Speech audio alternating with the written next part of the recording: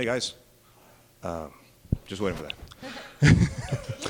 Hello everyone, ladies and gentlemen. Thank you very much for joining us today. My name is Angel, working with the Ravens flock, and I'm standing next to the ever so lovely Trina Nishimura, known as the voice of Mary Lostrios Mirikami from Evangelion, and Misaka from Attack on Titan. How are you doing today? I'm doing very well. Thank you for having me. I'm very excited to be on the show. And we are very excited to have you here once again. We thank you for giving us the time to actually show up and get us in here with having security kill our asses, though. We appreciate it.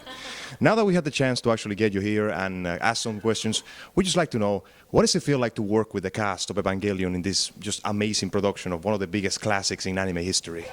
It's been really amazing. I've really enjoyed the show, and the cast is amazing. Spike Spencer and Tiffany Grant and Brina Palencia are ridiculously talented, and the direction of Mike McFarland has been invaluable. I don't think the shows or the movies would be what they are without him and the cast. It's been really fun. Very nice. It's good to know that. Recognition is spread among the entire team. That's a nice touch. And now, give us a little something about yourself. How do you started in the voice acting business? I started in the voice acting industry when I was in college. I've been acting since I was 9 years old. I started touring with a theater company at 13, and then in college, a friend of mine told me about an audition at Funimation, and I auditioned, cast, and here we are. Nice and simple, good, straightforward story there. And now that you find yourself in this con with just hundreds of fans waiting to sign your name, how does it feel to just get some nice spotlight on you now? It's been really fun. I really enjoy meeting all of the fans, and the people here in Florida are always super sweet. The fans have been great. The con staff here is top-notch. Florida Anime Experience has been a really great experience for me and for everyone I've been able to meet. So it's been great. That's a nice touch. Now, when you actually started with this whole deal of becoming part of the cast and actually recording your lines, did they actually tell you what the show was going to be about, or do you already have like previous knowledge of what you were getting into? Right. So Evangelion, are we talking about Evangelion? We can talk about that, or let's go with that and then Attack on Titan. How's that? Sure. So for both, actually, I can do a kind of blanket statement. I mean, both are amazing properties with amazing storylines, and thematically, they both have really cool human truths about them that I think draw people to the shows in general. I, of course, knew about Attack on Titan and Evangelion before auditioning for them, and I was very excited to be considered and cast in both. Nice. Very nice. And once again, we do appreciate you lending your talents to this amazing anime. You just made it better, really. Oh, thank you very much. Now, I'd like to pass us over to our friend Hiro here, who has some questions of her own for Mrs. Nishimura. All right. Hi, so I'm really excited to meet you, Miss Nishimura. You know, I'm a big fan of Attack on Titan. So is my little sister, as I said off camera. And one question I'm actually really curious about is, during the recording process for an animated production, when you record your lines, do you all do it together in one room, or do you do it separately? So usually with dubbing in general, because what you have to do when you dub is you're actually matching the animation and the mouth movements of the Japanese animation, right? So in order to do that, it's actually much easier to record individually rather than as a group. So you record each scene and you record your lines independent of other people. Sometimes it's great and sometimes it's weird. If you're the first person to record, it's kind of strange because you don't have anybody to play off of.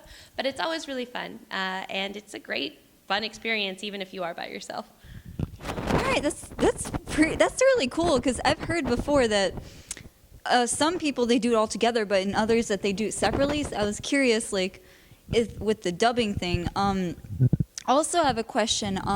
Because you have to match the lip sync movements, now that you mention that, does that mean that they have to change the words a bit? Like, they keep the plot the same, but they have to like change the line?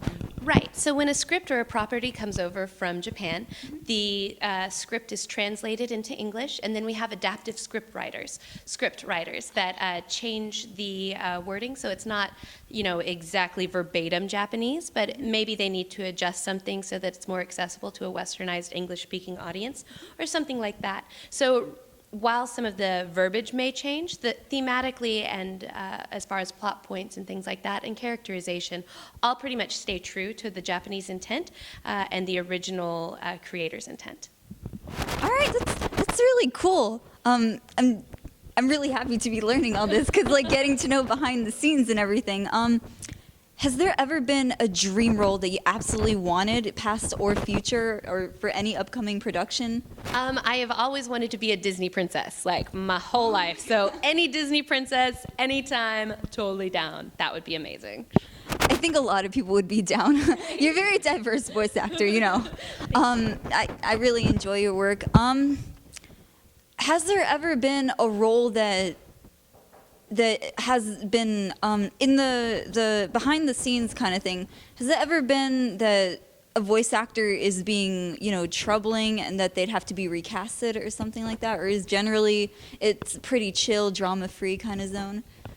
Yeah, in general, like voice actors are pretty laid-back people. Like I've never known about any sort of dramatic incident where people had to be recast or anything.